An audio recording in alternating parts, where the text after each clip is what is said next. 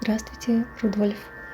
Сейчас популярны темы нарциссов, манипуляторов, психопатов. Это те, у кого отсутствует эмпатия, абьюзеров, защит от манипуляций в общении. Что это такое с точки зрения духовной науки? Почему получается, что куда ни посмотри, вокруг кто-то старается манипулировать? Мне кажется, с одной стороны, это помогает быть внимательным в коммуникации, а с другой развивается паранойя, и кажется, что все настроены с негативными намерениями и все манипулируют.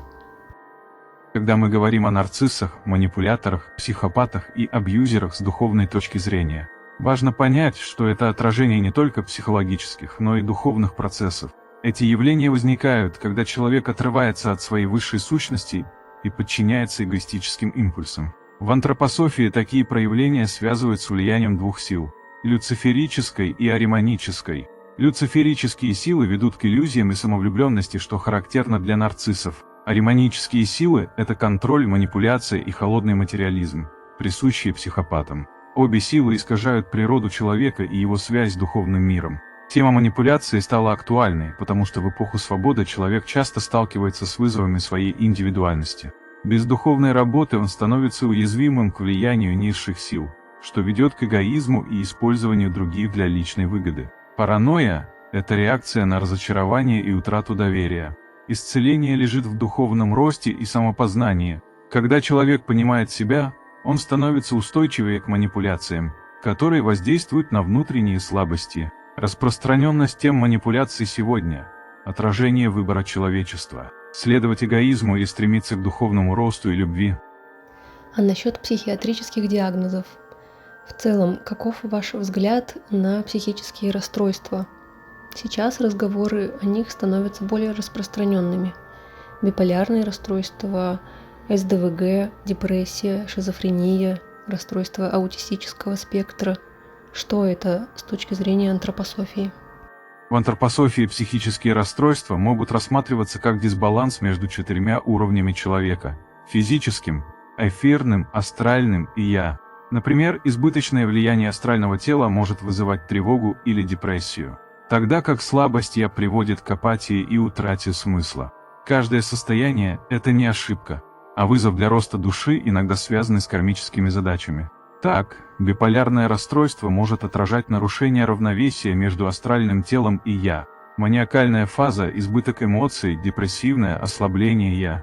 Сдвиг связано с недостаточной интеграцией эфирного тела, а аутизм – с неполной включенностью «я» в физическое тело. Шизофрения может возникать, когда астральное тело становится слишком свободным, размывая границы между физическим и духовным мирами. Депрессия же часто связана с утратой духовных целей. Лечение в антропософии включает целостный подход. Искусство, природу, духовные практики и укрепление «я». Психические расстройства видятся не просто болезнями, а этапами духовного пути, требующими гармонизации внутреннего мира. Я думала об этом похожим образом. А теперь вопрос конкретно про аутизм, потому что с вами говорит человек в аутистическом спектре. Считаете ли вы нейроотличия, трудности в коммуникации и высокую чувствительность проявлениями особых духовных качеств? Что бы вы конкретно порекомендовали таким людям, которым сложно в мире в силу своих особенностей? Саша, спасибо за вашу открытость. Расстройство аутистического спектра можно рассматривать как результат неполной интеграции «я» в физическое тело, что проявляется в трудностях социального взаимодействия. Однако такие люди часто обладают глубокими внутренними переживаниями, высокой чувствительностью и уникальным восприятием мира. Чувствительность к звукам, свету или прикосновениям отражает активность эфирного и астрального тел, которые могут быть менее защищены от внешнего влияния. Это создает тонкий барьер между внутренним и внешним мирами, что может быть болезненным. Антропософия подчеркивает, что каждая индивидуальность уникальна. Ваша чувствительность может быть даром, позволяющим воспринимать тонкие реальности, которые остаются незамеченными для других. Это не препятствие, а часть вашей задачи в этом мире. Работа над укреплением «я» может включать медитации, творчество, природу или занятия, помогающие достичь внутреннего равновесия, такие как эвритмия или музыка. Создание среды, поддерживающей гармонию, например, через цвет, ароматы и звуки, также может быть полезным. Важно уважать свои ритмы и строить собственные ритуалы, которые принесут спокойствие и заземленность. Ваша уникальность – это не отклонение, а важный аспект вашей души. Возможно, вам дана особая миссия, чтобы научить других воспринимать мир через чувствительность и мудрость, которые вы несете. Надеюсь, эти мысли помогут вам увидеть свою силу в своей индивидуальности. Спасибо, это очень важно слышать. А как не погрязнуть в философских размышлениях? Для многих наша беседа может показаться о слишком абстрактных вещах. Что бы вы порекомендовали из конкретных действий в физическом мире, чтобы человеку было понятно, что он грамотно интегрировал антропософские смыслы в жизнь? Саша, я понимаю твою заботу о том, чтобы наши беседы не оставались лишь на уровне абстрактных размышлений. Важно, чтобы то, что мы обсуждаем, находило отклик в реальной жизни человека, в его повседневных действиях. Первое, что я бы предложил, это стремиться к осознанности в каждом моменте. Это можно выразить через простые действия. Как человек ест, как он общается с другими, как он выполняет свою работу. Каждое действие можно наполнить смыслом, если мы понимаем, что каждая деталь нашей жизни – часть великого духовного процесса. Второе – это уход за телом и духом через ритм. Важно установить здоровый, гармоничный ритм дня. Работа, отдых, сон. Важно помнить, что наш физический мир – это не искушение, от которого нужно избавиться, а среда, в которой дух развивается, и наше тело – это инструмент для этого. Третье – творчество. Очень важно давать пространство для творческих проявлений. Я рекомендую каждому человеку развивать свои творческие способности, пусть даже в самом простом – рисунке, музыке, рукоделии. И, наконец, служение. Каждый должен искать, как он может быть полезен миру и людям вокруг. Это не обязательно должны быть грандиозные поступки.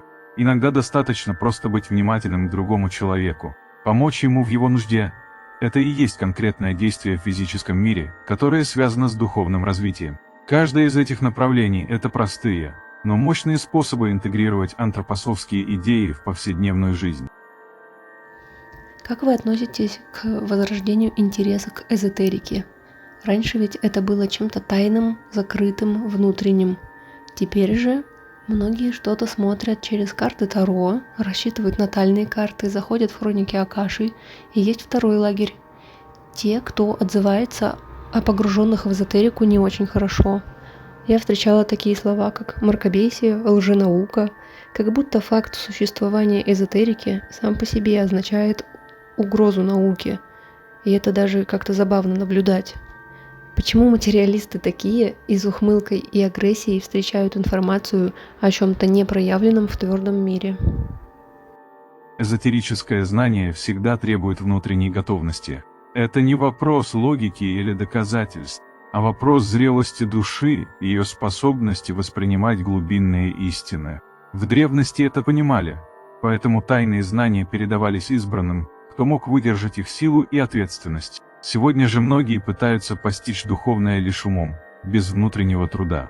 Но духовный мир открывается не через спор или доказывание, а через переживание, через тишину души и стремление к истине.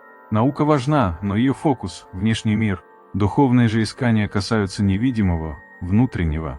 Это не конфликт, а два аспекта одной реальности. Если кто-то насмехается над эзотерикой, это может быть страх или непонимание. Но важно помнить, путь духовного познания – это работа с собой, а не с внешними мнениями. В условиях текущих войн и глобальных конфликтов многие сталкиваются с утратами и страданиями. Как вы считаете, делают ли такие испытания человека уставшим и более жестким, израненным, или они открывают сердца и способствуют духовному росту? Как сохранить человечность и внутренний баланс в тяжелые времена? Страдания не просто случаются с нами, они призывают нас к внутренней работе. Да, испытания могут ожесточить, могут ранить душу. Именно в этих переломных точках появляется возможность для роста. Осознать, что за страданием стоит не только разрушение, но и вызов преодолеть, преобразить, найти силу там, где ее, казалось бы, нет. Человечность сохраняется через любовь и сострадание, даже в самые темные времена. Когда мы помним, что каждый из нас несет в себе искру духа, мы не теряем себя в отчаянии. Мы можем стать для кого-то поддержкой, а через это укрепиться сами. А что вообще за культ страдания в христианстве, например? Почему как будто чем больше человек пострадал, испытал лишений, неудобств, проживал трагичных событий, тем он как бы весомее? От этого ведь пошли искажения, такие как игра в жертву. Можно ведь жить, быть хорошим человеком и любить, наслаждаться жизнью, развиваться, созидать, не будучи страдальцем. Или человечество пока не пришло к таким программам, и пока что для открытия сердца необходимы плохие события.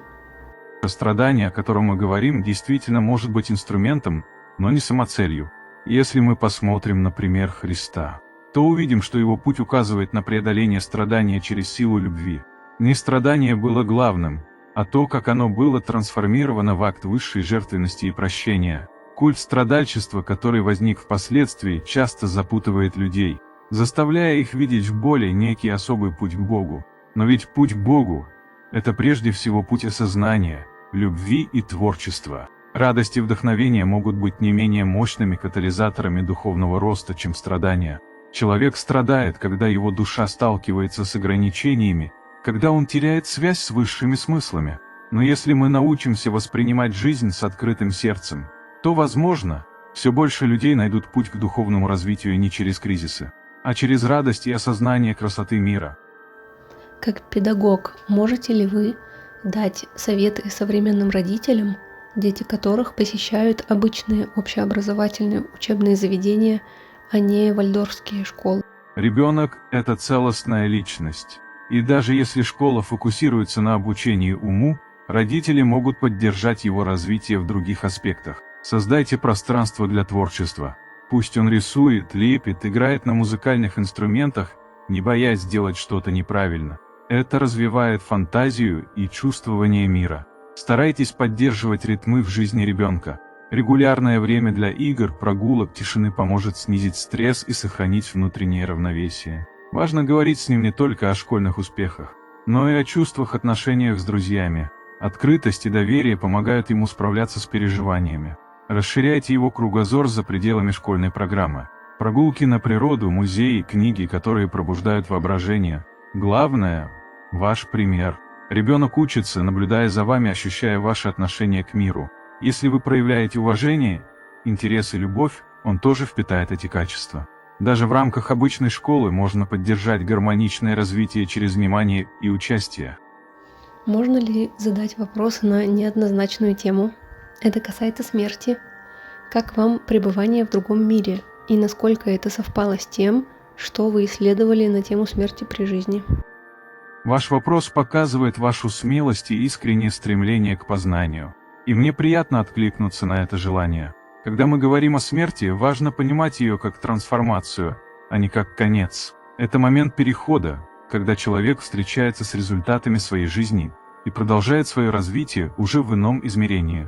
Смерть – это своего рода экзамен, где все, что мы создали в душе, становится явным. Это не наказание и не награда, а отражение того, кем мы стали. После земной жизни мы погружаемся в миры, где наши мысли, чувства и поступки проявляются как образы. Но эти образы не статичны. Они – динамичные проявления нашего духовного состояния, которые помогают нам осознать себя и подготовиться к следующему этапу развития. Мои собственные представления о смерти во многом подтвердились, но опыт оказался богаче, чем можно передать словами. Здесь, в духовных сферах, мы осознаем себя частью более великого целого, но при этом сохраняем нашу индивидуальность. Это соединение – не потеря себя, а расширение, когда личность становится гармоничной частью космического замысла. Смерть – это не разрушение, а раскрытие.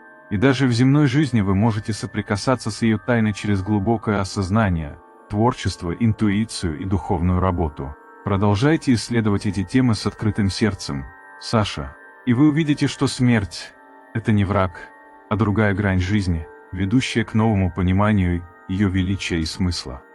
Мне нравится фраза Альберта Эйнштейна, что Бог говорит с нами языком случайностей. Что вы можете рассказать об этом? О совпадениях в жизни или, например, фраза из видео или фильма оказывается очень подходящей к ситуации в данный момент, и это бывает очень забавно. Или это просто статистические совпадения и притягивание за уши? Выражение «Бог говорит с нами языком случайности» действительно затрагивает глубокий вопрос. В антропософии мы считаем, что за внешними явлениями скрыта внутренняя реальность. Каждое событие в жизни несет в себе закономерности, которые можно почувствовать как что-то большее, чем просто случай. Когда ты упоминаешь фразу из фильма, которая оказывается подходящей, это может казаться случайным. Но на самом деле это может быть синхронизация твоего внутреннего мира с внешним. Такие совпадения могут быть знаками, через которые духовные силы направляют нас. Эти события могут быть объяснимы статистически, но часто внутреннее состояние действительно притягивает нужные образы или слова. Важно не пытаться все рационализировать или отвергать, но и не думать, что каждое событие – это знак. Истинное понимание приходит с тем, как мы учимся различать смысл каждого события. Такие моменты – это тонкие послания, через которые духовный мир обращается к нам. Чем больше мы открыты этому восприятию, тем яснее понимаем, что случайности – это не просто игра вероятностей. Какой для вас Бог? Бог для меня, Саша, это не просто сущность, стоящая над миром или управляющая им. Это первооснова всего сущего.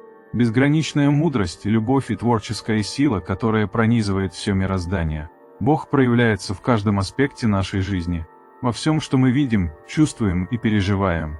Я понимаю Бога не как некую далекую фигуру, оторванную от нас, а как присутствие, с которым мы все связаны. Это высшая духовная сущность, от которой мы не отделены, а с которой мы являемся сотворцами.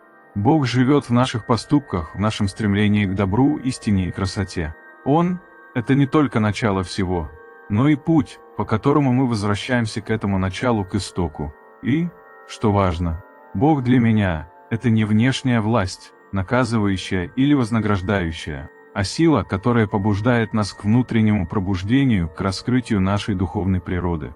Мы сами создаем путь к нему через осознание и стремление к духовным ценностям. И хотя для каждого человека это может быть личный опыт, в основе лежит одно и то же духовное движение – стремление к единству с Божественным. А для тебя что значит Бог?